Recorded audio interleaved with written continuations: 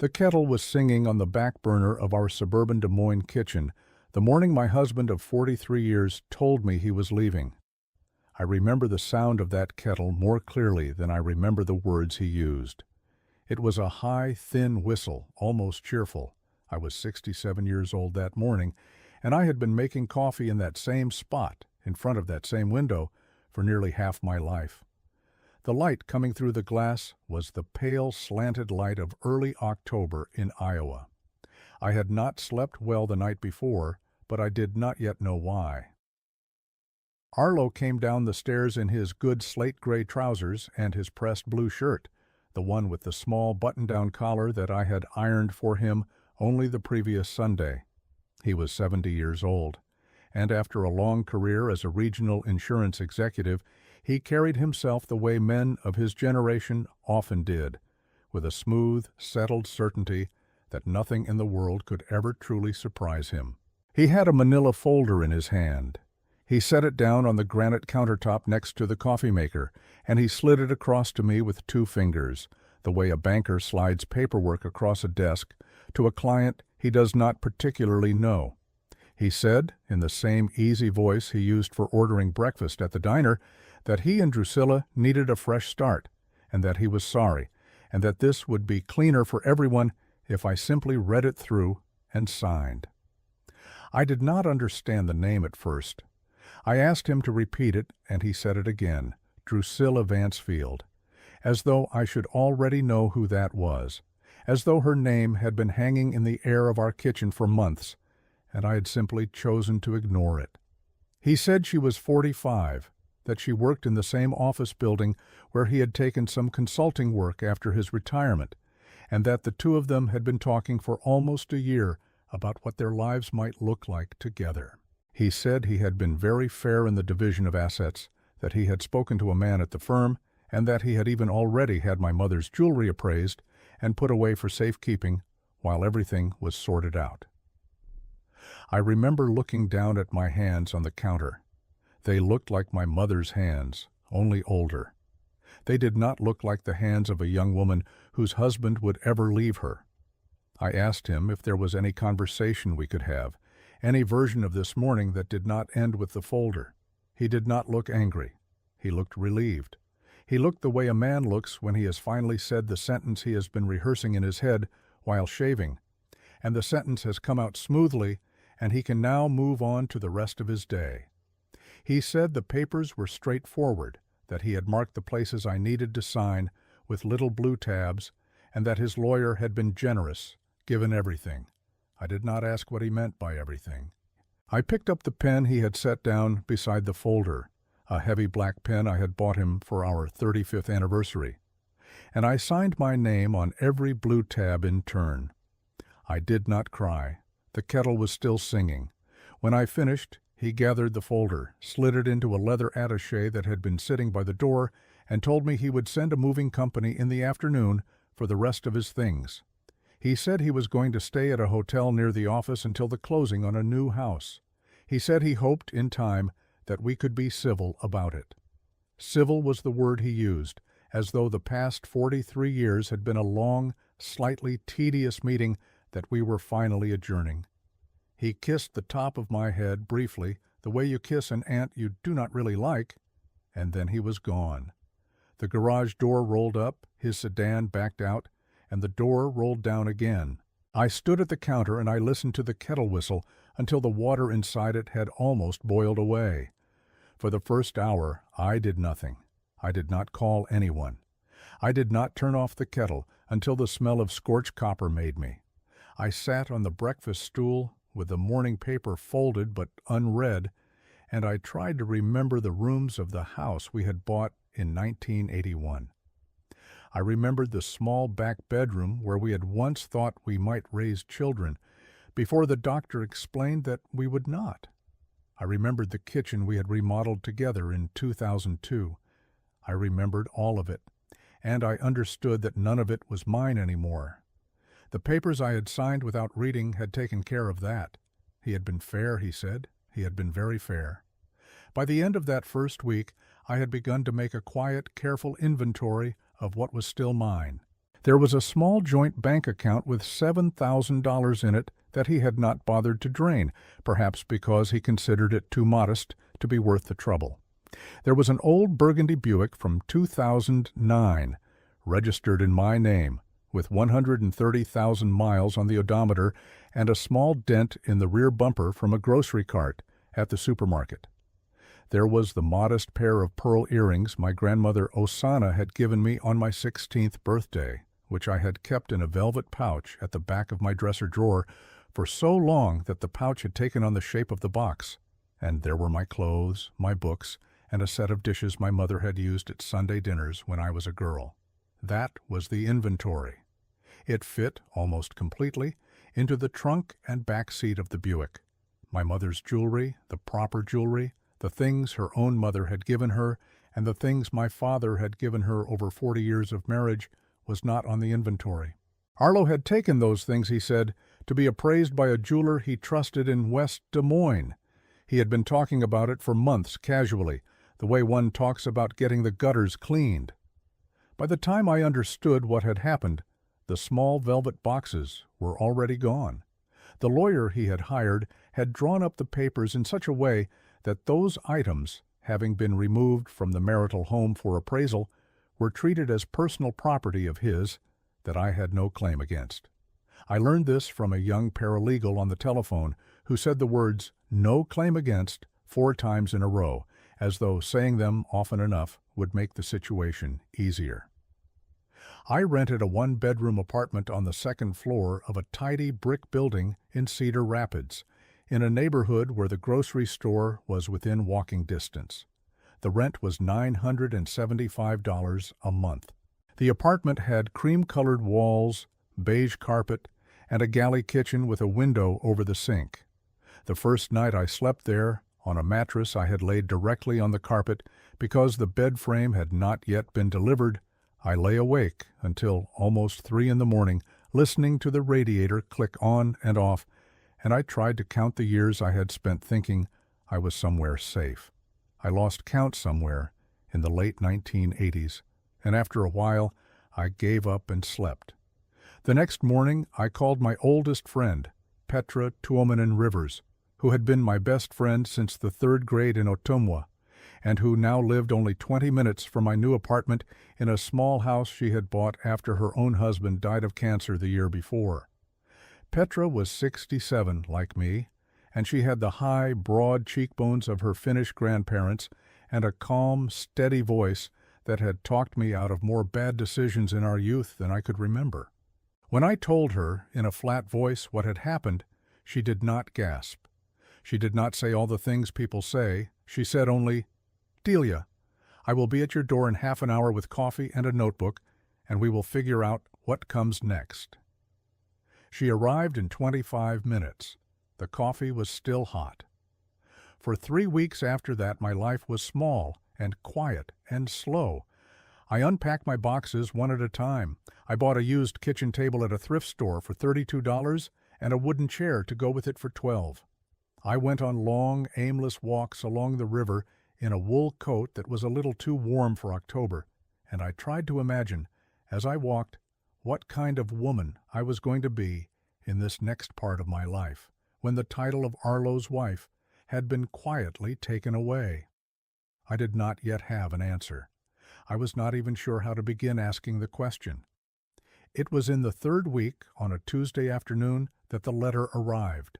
I had come home from the grocery store, and I had stopped at the row of mailboxes in the lobby out of habit. The 3rd piece of mail was a heavy cream-colored envelope with my full name typed across the front in a serious, old-fashioned font, and with a return address in Ottumwa, Iowa. The name on the return label read, Holloway Okonkwo Bredesen, Attorney at Law.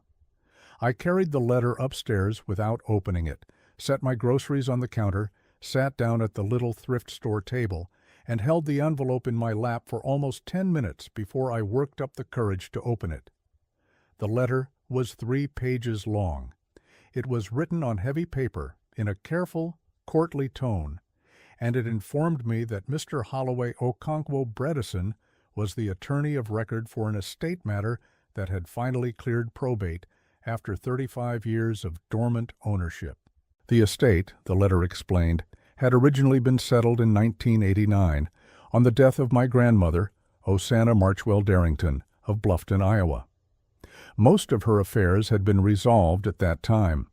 One asset, however, had been placed into a renewable trust in 1979 for reasons that would be explained in person, and that trust had a built-in lapse date that had passed quietly only the previous month. With the lapse, the asset had now passed, in accordance with my grandmother's specific instructions, to her granddaughter, Cordelia Marchwell Price. That was me. I read the 3 pages twice, and then a third time. The letter did not, at any point, name the asset. It said only that the matter was substantial, that it would be best discussed in person, and that Mr. Okonkwo Bredesen would be available at his office in Ottumwa on any weekday afternoon at my convenience. He had included his telephone number, his email address, and a small handwritten note at the bottom of the 3rd page that read, simply, "Mrs. Marchwell Price, your grandmother spoke of you often. I believe she would have wanted you to come soon." I sat at the table for a long time, with the letter in my hand and the bag of groceries still unpacked on the counter, and I tried to remember the last time I had seen my grandmother Osanna. I had been 12 years old. It had been the summer before my father's job moved us to Cedar Rapids. I could not, I realized with some embarrassment, remember the color of her front door. I called Petra that evening, and I read her the letter aloud. She listened in silence, the way she always did when something serious was being said. And then she said, "Delia, we are going to Bluffton. I will drive." I tried a little to talk her out of it. She had her own life, her own quiet routines, her own small house that needed attention. She brushed all of it aside. "I have not seen Bluffton since we were girls," she said, "and I am not letting you drive across the state by yourself in that Buick the first time you've heard your grandmother's name in 30 years. We agreed to leave on Thursday morning, 2 days later. I called Mr. Okonkwo Bredesen's office and made an appointment for Thursday afternoon at 3. The young woman who answered the phone, his assistant, said only, "He has been waiting to hear from you, Mrs. Marchwell Price. He will be very glad you called." We left Cedar Rapids on Thursday morning, just after 7, with a thermos of coffee and an old Iowa road atlas open on the dashboard. The morning was crisp and clear, the kind of October morning in Iowa where the sky is a pale, polished blue, and the corn in the harvested fields lies in pale, broken rows that stretch for miles to either side of the road. The Buick rattled a little when we crossed seams in the highway, but the heater worked, and Petra, who had always been a steady driver, kept us at a comfortable 5 miles over the limit through 3 counties. We talked, as we drove, about things I had not talked about in years. We talked about our mothers. We talked about the boy I had wanted to marry when I was 20, who was not Arlo. We talked about how strange it was, looking back, that the lives we had imagined for ourselves at 20 had been so completely replaced by the lives we had actually lived. Petra said, with her eyes on the road, "Delia, I do not think a single woman I know is living the life she imagined at 20. I think we are all living something else, and the trick is to make peace with that something else, not to mourn the imaginary one." I thought about that for a long time. Bluffton sat at the bottom of a shallow valley along a curve of the Cedar River, a town of perhaps 1,100 people, with a wide main street, a small white-painted Lutheran church, a feed store, a hardware store, a diner, and a row of 2-story brick storefronts. The moment we crossed the bridge over the river, I felt something in my chest tighten in a way that I had not expected. I had told myself on the drive over that I did not really remember the place. I had been wrong. The shape of the buildings, the slope of Main Street, the smell of wood smoke and leaves and old brick, all of it lived inside me still, packed away like winter clothes in a cedar chest, and the moment we crossed the bridge the chest opened. Petra parked the Buick in front of a small grocery store, and we walked the 2 blocks to the hardware store. Mr. Okonkwo Bredesen's office, the letter had said, was on the second floor, with an entrance off the alley. We climbed a narrow wooden staircase that smelled of varnish and old paper, and at the top we found a frosted glass door with his name painted on it in neat black letters. Inside was a small waiting room with 2 leather chairs, a low table stacked with 3-month-old issues of a local farming magazine, and a cheerful young woman at a desk who stood up the moment we walked in. She said, "Mrs. Marchwell Price. He has been pacing for half an hour. Please go right in." Holloway Okonkwo Bredesen was a tall, slender man of 56, with very straight posture, close-cropped gray hair at his temples, and the calm, attentive eyes of a person who had spent his professional life listening carefully to other people's troubles. His father, he told me later, had been Nigerian. His mother had been Norwegian-American. He had grown up in Iowa City and chosen to set up his practice in Ottumwa because he liked the pace of small towns. He shook my hand with both of his, the way some older lawyers do, and he said, "Mrs. Marchwell Price, your grandmother sat in the chair you are about to sit in 1979, and she made me promise that one day I would write a letter to a woman she had not yet met, who would by then be in some kind of trouble. I have been waiting a long time to keep that promise." He sat me down in a wing-back chair across from his desk, and he poured Petra and me each a small cup of strong coffee from a percolator on a side table. Then he opened a thick brown folder, the kind that has been opened and closed many times over many years, and he began to explain. My grandmother, Osanna Marchwell Darrington, had owned, at the time of her death in 1989, a building in downtown Bluffton, known locally as the Marchwell Opera House. The building had been constructed in 1907 on land that had been in the Marchwell family since the 1870s, and it had operated as a working theater until 1962, when changing tastes and the rise of the movie houses had quietly closed it. After 1962, my grandmother had maintained the building privately, paying the taxes, keeping the roof patched, and refusing every offer to sell it. In 1979, 10 years before her death, she had transferred the building into a renewable trust with very specific terms. The trust, Mr. Okonkwo Bredesen explained, had been designed to protect the building from sale, demolition, or development for as long as her granddaughter, Cordelia Marchwell Price, was married. The trust was renewable in 10-year increments, and on the death of my grandmother in 1989, it had renewed automatically. It had renewed again in 1999, and again in 2009, and again in 2019. The trust had a final lapse date built in, the month after my 67th birthday, the previous month. With the lapse, ownership of the building, free and clear, passed directly to me. There were no liens, no tax debts, no encumbrances of any kind. My grandmother had paid 40 years' worth of property taxes in advance in 1979, with proceeds from the sale of a parcel of farmland she had inherited from her own mother.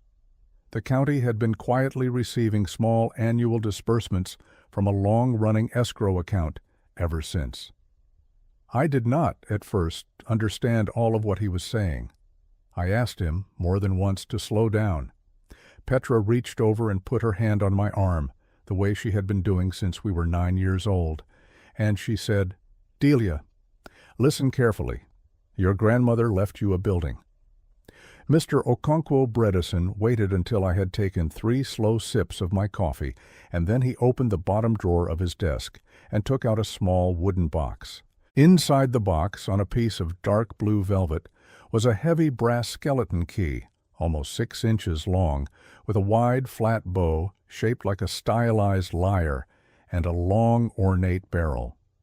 He set the box on the desk in front of me and said, "Your grandmother wanted you to have this from my hand. She gave it to me herself. It opens the front doors. It also opens one other thing, which I will let the building show you in its own time." I picked up the key. It was cold and heavy and slightly tarnished, and as I closed my fingers around it, I felt something I had not felt in many years, which was a small, quiet certainty that something important was about to happen, and that I was permitted to walk toward it. Mr. Okonkwo Bredesen gave me the address. He said the building was at the south end of Main Street, 3 blocks from his office, and that a man named Rafferty Caldarelli had been the volunteer caretaker for 22 years and would meet me on the steps at 4 o'clock. He said, Mr. Caldarelli was a retired high school history teacher who had been born and raised in Bluffton, and that he had taken on the care of the building without payment of any kind since 2003. He said it as though this were the most natural thing in the world. Petra and I walked the 3 blocks to the south end of Main Street, with the key in my coat pocket and the late October light coming low and golden across the rooftops. The street was quiet. A pickup truck rolled slowly past, and a small dog watched us from inside the post office window. We crossed an intersection. We passed a barber shop with a striped pole still turning behind the glass. And then, when we came around a slight curve in the street, we saw it.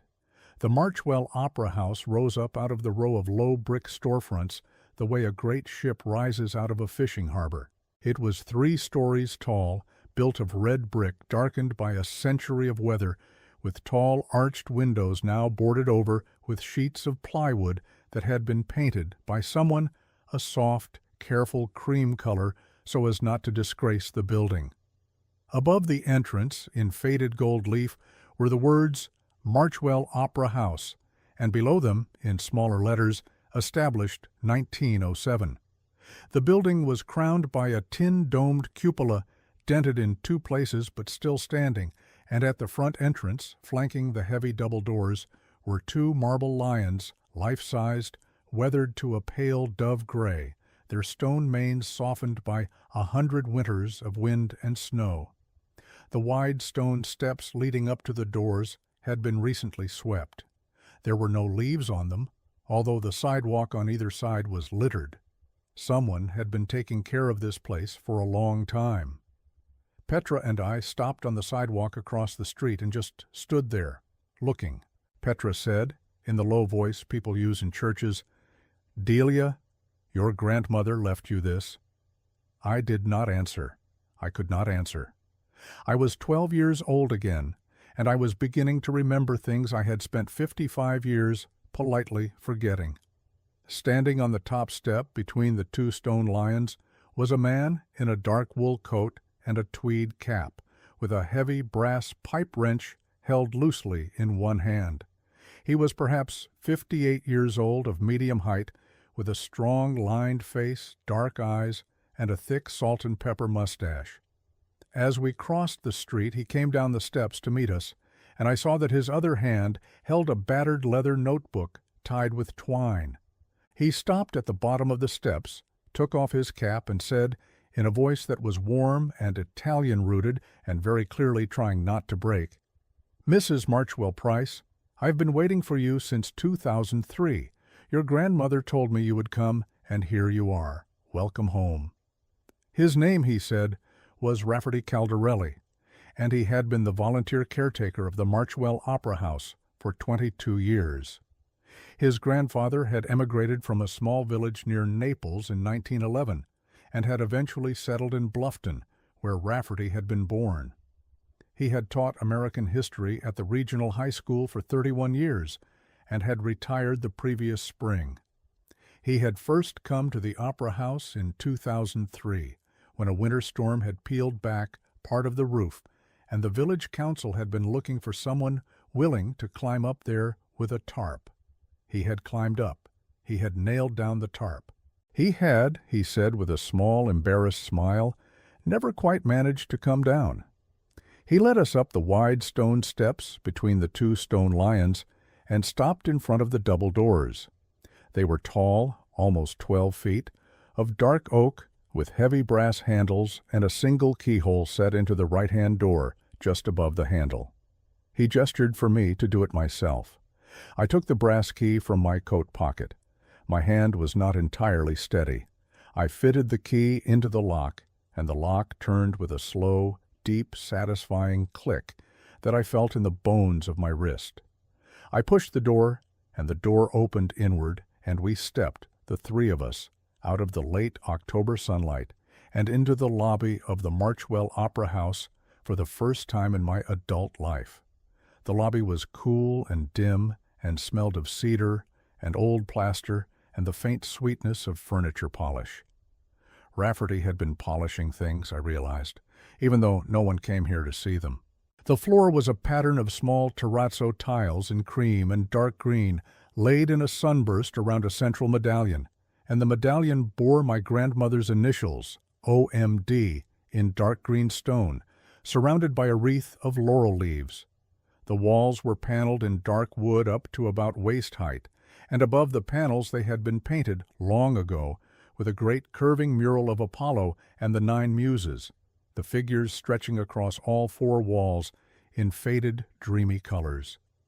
The mural had peeled in places, and water had gotten in at one corner, but most of it was still there. And the faces of the Muses were still recognizable, each turned in a different direction, each holding the symbol of her art.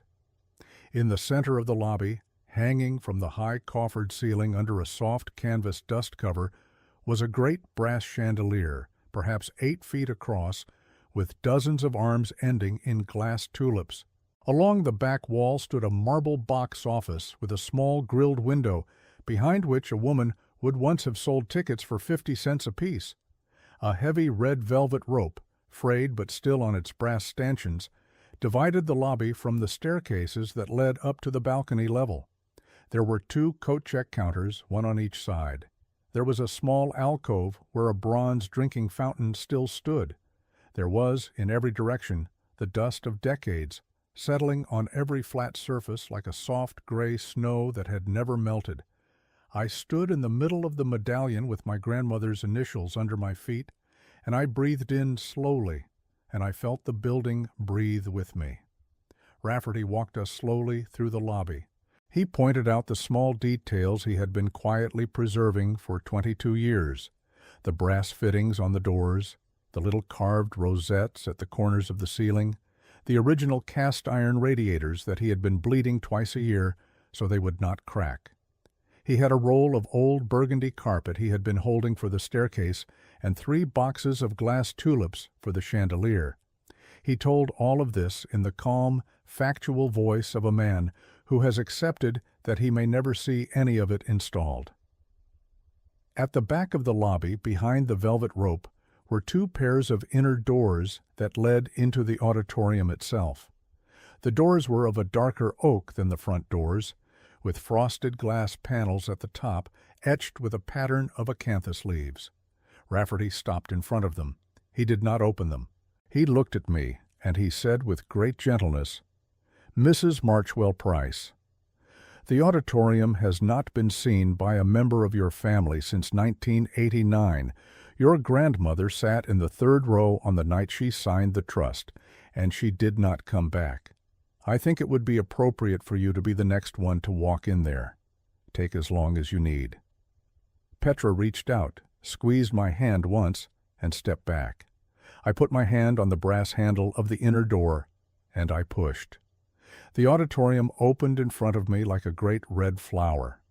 480 seats, in long curved rows, swept down from where I stood toward a stage I could only just make out in the dimness. Each seat was upholstered in deep red velvet, dusty but intact, with carved wooden arms. The aisles were carpeted in the same burgundy that Rafferty had been saving rolls of in the basement of the town hall. The walls on either side were painted in a soft, dusty gold and trimmed with white plasterwork in elaborate scrollwork patterns, garlands of leaves, masks of comedy and tragedy, small medallions bearing the names of composers I half remembered from an old music textbook. The ceiling above the auditorium was a great oval of gilded plaster, with a fresco at its center depicting a sky of soft sunset clouds and a band of musicians playing among them. The proscenium arch framing the stage was the most elaborate piece of all. It was a great curving fresco, dimmed by time, showing a procession of figures in classical dress, carrying instruments and laurel wreaths, moving toward a central figure of music herself, seated on a throne with a lyre across her knees. The faces had been beautifully painted. Even from where I stood at the back of the auditorium, I could see that the figure of music had been given my grandmother's face. She had told the painter, I learned later, that she did not want a stranger looking down on her stage. The stage curtain hung in a great heavy fold of dusty red velvet, with the gold-fringed letters M-O-H embroidered at its center. To stage right stood, raised on its own small platform, a magnificent and grime-covered 1907 Wurlitzer pipe organ, its tall brass pipes still gleaming faintly under the dust, its keyboards covered with a soft cloth. I walked slowly down the center aisle. My footsteps were almost silent on the burgundy carpet. The air was cool and very still, and smelled faintly of old velvet and old varnish and the wood of the seats. I passed row after row, and in every row I imagined the audiences who had once sat there, the farmers in their Sunday suits, the school teachers, the doctors and storekeepers and railroad clerks, the women in long dresses, the children leaning forward in their seats. I reached the third row and I stopped. I did not need to be told that this had been my grandmother's row. I knew it the way you know the shape of your own bed in the dark. I sat down in the aisle seat. The velvet was soft and slightly cold. I put my hands in my lap. I looked up at the proscenium, at the fresco of my grandmother's face looking down on me from above the stage, and I began, finally, after 3 weeks of holding everything in, to weep. I do not know how long I sat there. Petra and Rafferty stood at the back of the auditorium in the shadow of the inner doors, and they said nothing. They simply waited, the way good friends and good caretakers wait. When I had finished, when the tears had passed and my breathing had slowed, I stood up and I walked to the edge of the stage. There were 6 low wooden steps at the side. I climbed them. I crossed the stage to the curtain. I stood for a moment in the place where my grandmother had once stood as a young soprano in the 1920s, before her career had quietly ended at the birth of her only daughter, my mother. And then I turned and I walked across the stage to the pipe organ, where Rafferty had just begun to climb the steps to join me. "Mrs. Marchwell Price," he said quietly, "your grandmother told me that when you were ready, I should bring you here. She said the building had one more thing it wanted to give you. May I show you?" I nodded. He led me around to the back of the organ, where a narrow walkway ran behind the great rank of brass pipes. The walkway was perhaps 3 feet wide, lit by a small bare bulb that he switched on with a pull chain. At the end of the walkway, set into the back wall of the stage between 2 structural beams, was a small steel door, perhaps 18 inches square, painted the same dusty gold as the walls of the auditorium, so that it almost disappeared into the surrounding plaster. There was a single keyhole at its center. "This is the architect's safe," Rafferty said. "It was built into the wall in 1907 by the original architect of the building, a man named Otis Halloran from Cedar Rapids. Your grandmother told me in 1989 that she had placed certain things here that were meant for you, and that the brass key Mr. Okonkwo Bredesen would give you would open it. I have not opened it myself. I would not have opened it. But I check on it every spring to make sure the door has not been disturbed." He stepped back into the shadow of the pipes and gave me space. I knelt in front of the small door. My knees ached a little. I fitted the brass key into the keyhole, the same key that had opened the front doors of the building, and I turned it. The lock inside the wall was older and heavier and slower than the front lock. It turned with a deep, settled clunk. The little door swung open. The inside of the safe was lined in dark green felt. It was deeper than I had expected, perhaps 2 feet deep, and it was almost entirely full. On the right-hand side, stacked carefully against the back wall, were 12 framed paper documents, each in a thin black frame with glass over the front. They were contracts, I saw at once, signed in fading ink, each bearing at the top the embossed letterhead of a different management agency from the 1920s, and each signed at the bottom by a different soprano with a small portrait photograph of the singer mounted in an oval at the side. I did not, at first, recognize all of the names. Two of them I saw with a sudden lift of breath I recognized at once.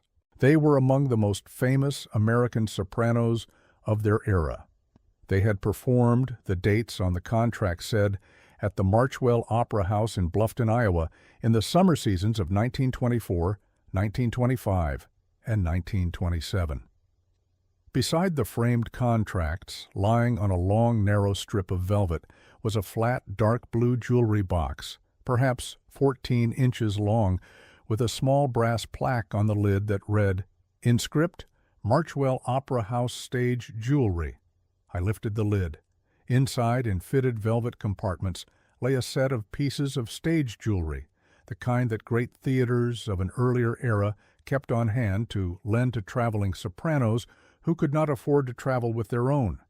There was a long necklace of cut crystals set in silver, an ornate tiara with twin curving sweeps, a pair of long dramatic earrings, and a heavy bracelet of carved silver with small inset cabochons of amethyst. Each piece was tagged, in my grandmother's neat handwriting, with the words, Tiffany & Company, New York, lent for stage use, returned. I would learn later that the original owners had made gifts of them to my grandmother in gratitude for her hospitality. In the center of the safe, in a slim leather portfolio stamped with the seal of an Iowa railroad I had never heard of, were a number of stiff, beautifully engraved paper certificates, stock certificates. Each was made out, by name, to Osanna Marchwell Darrington, in denominations I did not at first understand, with seals and signatures and small revenue stamps along the bottom. I would learn later, from the appraiser, that the railroad itself had folded into a larger company in the 1930s, and that the certificates, although issued by a long-defunct entity, were still legally valid as fractional shares of the surviving company, and that the surviving company had spent the last 70 years quietly multiplying. The face value of the certificates on issue had been modest. Their current worth, the appraiser would later confirm, was $186,000. On the left-hand side of the safe, rolled in a brass tube with a screw cap, was the original 1907 land deed for the parcel on which the Opera House stood, hand-drawn on heavy linen paper, signed by my great-grandfather Aurelio Marchwell, and stamped with the seal of the Bluffton town clerk. And on top of the deed, tied with a thin black ribbon, was a single sealed envelope of cream-colored paper addressed in my grandmother's handwriting to Cordelia, my granddaughter, to be opened in the presence of yourself only. The envelope was not yellowed. She had used good paper, and she had stored it well. The date on the back, in pencil, in the same careful hand, was August of 1987. She had written it 2 years before her death, at the age of 81. I asked Rafferty to give me a few moments alone. He nodded, and he stepped down from the walkway, and he took Petra by the arm and led her out into the auditorium. I sat on the floor at the back of the stage, with my back against the wall just below the open safe, and I broke the seal on my grandmother's envelope. There were 3 pages inside, written in the same careful hand, on the same cream-colored paper. The ink had faded to a soft, dignified brown, but every word was still legible. I read it slowly, the way you read a letter that has been waiting nearly 40 years to be read, and I did not let myself rush. The auditorium around me was very still. Cordelia, she had written. If you are reading this, then you have come back to Bluffton, and you have come into the building, and Mr. Okonkwo Bredesen has done what I asked him to do. He is a young man as I write this letter, but I trust him. He has the patient face of a man who keeps his promises. I want to tell you before anything else that I am sorry I did not see you more often after your father's job took you to Cedar Rapids. I told myself it was the right thing for a grandmother to do, to step back and let your parents raise you. And I think now that I was wrong. I should have written more letters. I should have asked you to come for more summers. I should have told you, while I still could, the things I am writing to you now. You sang for me on this stage when you were 5 years old. It was the Easter you stayed with me, the year your mother was ill and your father was working out of town. We came here together one afternoon, and I sat in the third row, and you stood on the stage in a small white pinafore, and you sang a hymn you had learned in Sunday school. You forgot the second verse, and you began to laugh, and you sang the first verse 3 times in a row instead, and then you took a deep bow and waited for me to clap. I will never forget the sound of that small bow on that big stage. I have kept the building, in part, because I could not bear to imagine that small bow being made in a place that someone else owned. There is something else I must tell you, although I do not know how it will read in your hand. I was married for 51 years to your grandfather, and he was a good man, and we loved each other the way people of our generation knew how to love. But I have lived long enough and watched enough women in my own family to know that love is not the only thing that decides whether a marriage ends. I met the man you have married, Cordelia. He came to this town for one Sunday in 1979 when the two of you were dating, and he sat across from me at my dining room table, and he did not look at me even once during the meal. He looked at the silver. He looked at the china. He looked at the small painting over the mantel. He did not look at me, and he did not look at you. I sat across from him, and I knew with a certainty I cannot explain that one day he would leave you, and that when he did, he would take with him whatever he could carry. I did not say anything at the time. You were 24 years old, and you were in love, and there is nothing a grandmother can say to a granddaughter in love that will ever be heard. So I went home that night, and I called my own attorney, and I asked him to draw up the trust. I have kept this building, Cordelia, for 43 years, if I have counted right, against the day when the man you married would do what I knew he would one day do. I have kept it for the woman you would be on that day. I am sorry that I have been right. I am also, in a quiet way, glad, because the woman you are on that day is the woman this building has been waiting for. Walk through it, sit in the third row, do what your heart tells you to do with it. It is yours. With all my love, your grandmother, Osanna. I read the letter twice, and then I folded it carefully along its original creases and slid it back into its envelope. I sat for a long time on the floor at the back of the stage. The light through the high windows of the auditorium had changed from gold to amber, and from amber to a soft rose, and the great fresco of music on the proscenium had taken on, in the dimness, the look of a face glimpsed under water. I thought about my grandmother as a young woman, in 1979, sitting in her dining room with a man who would not look at her. I thought about her as an older woman, in 1987, sitting at her writing desk, choosing the right words for a granddaughter she might never see again.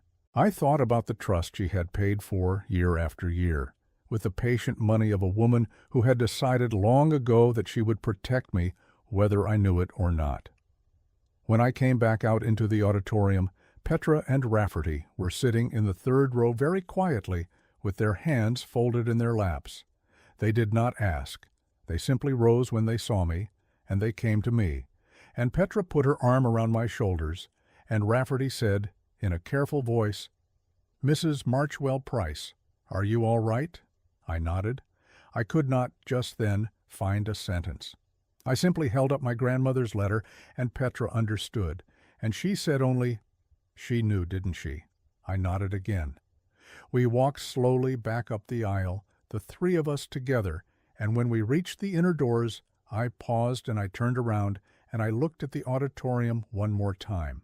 480 empty red seats looked back at me. I did not feel afraid of them. I felt instead as though they had been waiting for me, which in a way they had. The next morning, Mr. Okonkwo Bredesen arranged for an appraiser to come down from Des Moines. Her name was Theodora Corinthios Bright, although she preferred Miss Theodora, and she was 49 years old, of Greek-American background, with dark, attentive eyes and a long gray scarf she did not remove even indoors. She had spent 20 years working for a heritage buildings agency in Des Moines, with particular expertise in early 20th century American theater architecture. She arrived with a young photographer, and she walked through the building for almost 6 hours before she sat down with me in the lobby to deliver her findings. She confirmed first that the framed contracts in the safe were authentic. The signatures had been examined under proper lighting and matched archival samples from the relevant management agencies. 2 of the 12 contracts would be of significant interest to academic libraries and private collectors. The other 10 would be of interest to regional museums. Sold individually with proper provenance, they could reasonably be expected to bring between $40,000 and $60,000. She suggested gently that I not sell them. She said they belonged to the building. The Tiffany stage jewelry was a more delicate question. She had consulted with a colleague at a reputable house in Chicago.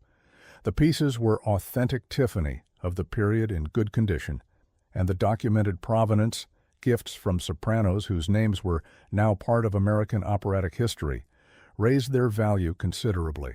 Insured value, she said carefully, would be approximately $94,000. She suggested I lend them, in time, to a small permanent display in the lobby. The stock certificates were the simplest matter. She had handed them off to a securities specialist in Des Moines, who had researched the chain of corporate succession and confirmed that the certificates were valid as fractional shares of a current, publicly traded transportation company. Their current market value, as of that morning, was $186,440. They could, she said, be sold at any time, through a broker, with no special difficulty. That money would be mine. She paused, and then she said, "Mrs. Marchwell Price, I would suggest you keep some of it for yourself and put the rest into the building." The building itself was the harder conversation. The Marchwell Opera House, she said, was one of the most architecturally intact small-town opera houses in the state of Iowa. The structural condition was, thanks largely to Mr. Caldarelli's 22 years of unpaid work, far better than she would normally expect. The roof needed real attention. Several of the large arched windows would need to be reglazed. The frescoes in the auditorium would need professional cleaning, although the underlying paint layer was, she believed, salvageable. The Wurlitzer organ would need a specialist team. As a heritage-listed restoration project, with the right partners, the building was conservatively worth $1,400,000. As a fully restored working community theater, it would be, she said, beyond price. "Mrs. Marchwell Price," she added, "you are not poor. I want to make sure you understand that. Whatever has happened to you in the last few weeks, you are not poor." I went back to Cedar Rapids that night, in the Buick, with Petra driving and Mr. Okonkwo Bredeson's folder on my lap. We did not talk much. The road across central Iowa was dark, except where the lights of small towns rose and fell like distant ships on a calm sea, and the radio played soft, slow songs from the 1970s. I thought about the apartment I was going back to with its beige carpet and its galley kitchen and its mattress on the floor, and I thought about the auditorium I had left behind, with its 480 empty seats and its proscenium fresco of my grandmother's face. I did not yet know, in any practical sense, what I was going to do, but I knew, for the first time in 3 weeks, that there were going to be things to do. Arlo called me the following Tuesday. He had heard, somehow, through his cousin in Ottumwa, that there had been a development with my grandmother's estate. His voice on the phone was the same voice it had been across the granite counter on the morning he had slid the folder toward me. It was easy and settled and slightly amused. He said he had been thinking, since we last spoke, that perhaps we had moved a little quickly with the paperwork, and that there might be, in fairness, a few items worth revisiting. He said Drusilla agreed. He said his lawyer had drafted some thoughts. He said he hoped we could be civil about it. I held the phone in my hand at the kitchen table of the Cedar Rapids apartment, and I looked out the window at the maple tree across the street, which had finally lost the last of its leaves the day before.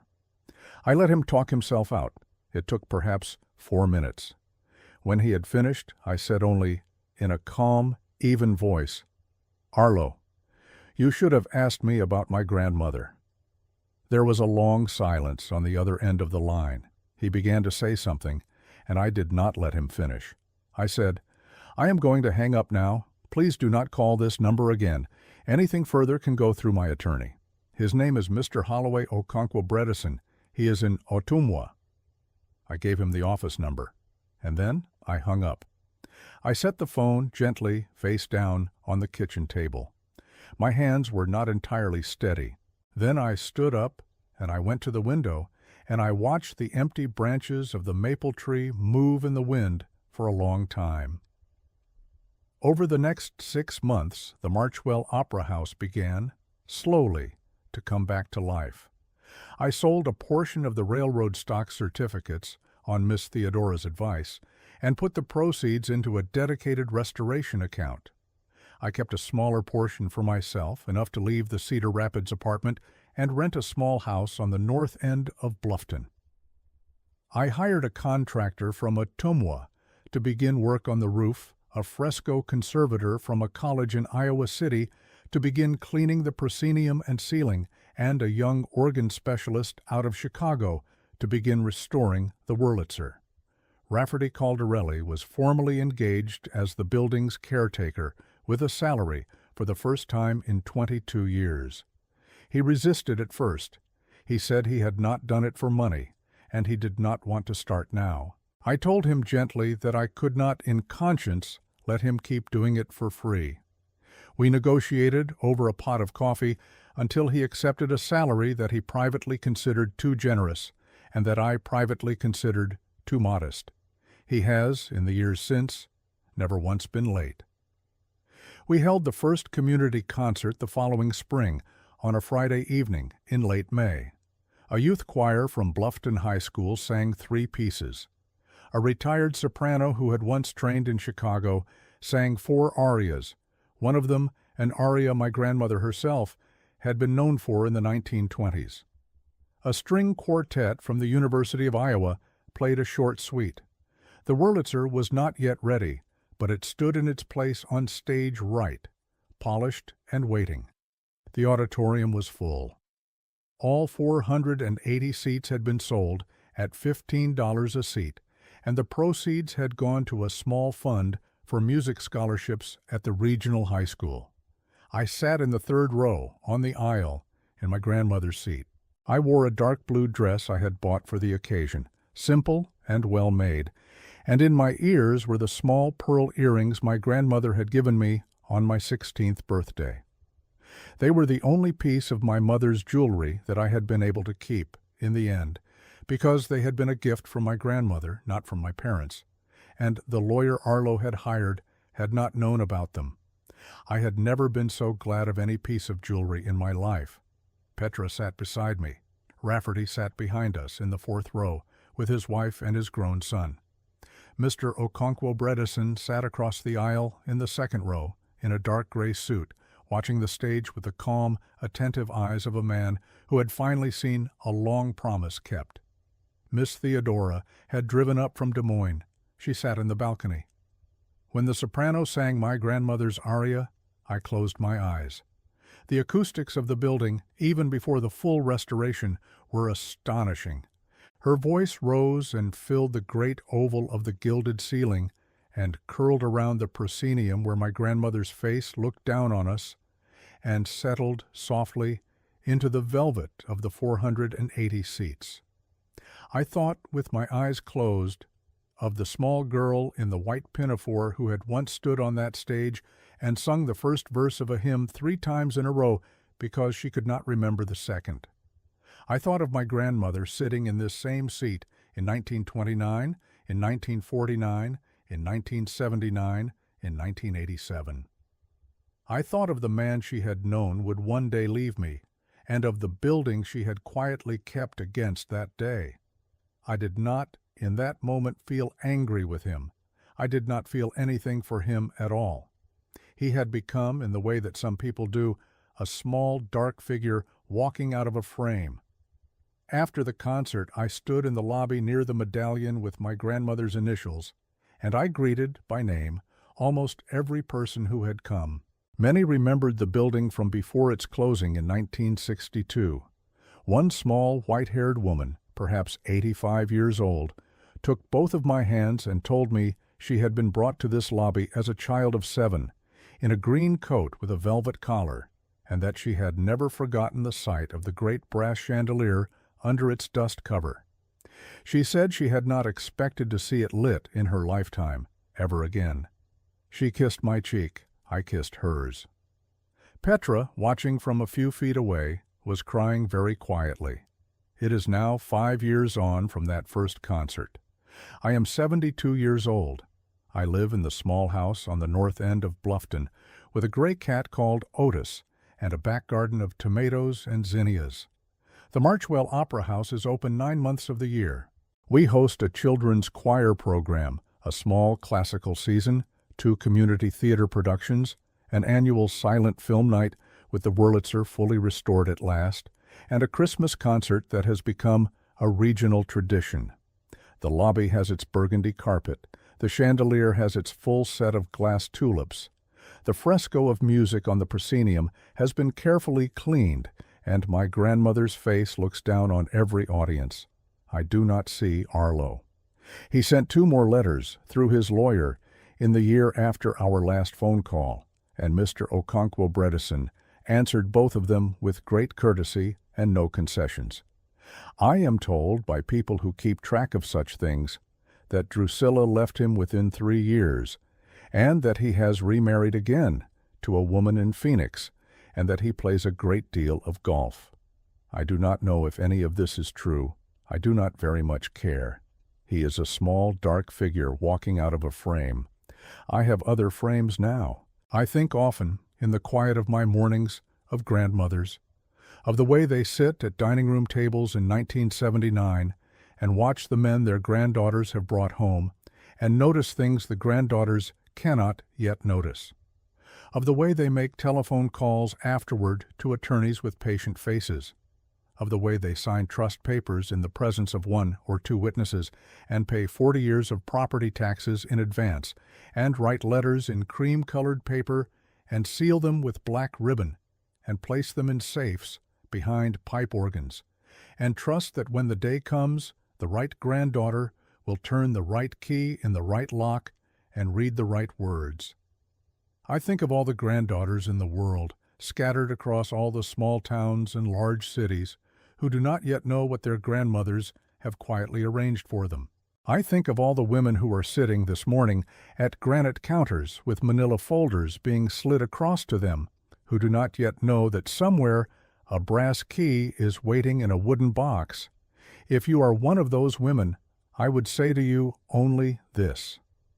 The man you signed the papers for is not the whole of your life. He never was. There are other rooms that have been quietly kept for you by women you may not have remembered to call enough. There are other stages on which you sang when you were 5 years old and which you have politely forgotten. There are other keys and other safes and other letters in cream-colored paper and other small white-haired women in the lobby who will take both of your hands and tell you how the chandelier looked the first time they saw it lit. The fact that you cannot yet see any of these things does not mean they are not there. It only means that you have not yet driven across the state in an old Buick with a friend you have known since the 3rd grade, and climbed a narrow wooden staircase and taken a heavy brass key from the hand of a tall, slender attorney with very straight posture and walked the 3 blocks to the south end of Main Street. Drive across the state, climb the staircase, take the key, walk the 3 blocks, sit in the 3rd row, open the safe, read the letter. The grandmothers of this world have seen further than the husbands of this world for a very long time, and they have not been wrong yet. If this story has reached you on a morning when you needed it, please stay with us a little longer. There are other stories of other women and of other keys, and we are telling them here, one at a time, as gently and as truly as we can. I am Delia Marchwell Price, and I sat in the third row of my grandmother's opera house on a Friday evening in late May in pearl earrings, and I am still here. So are you.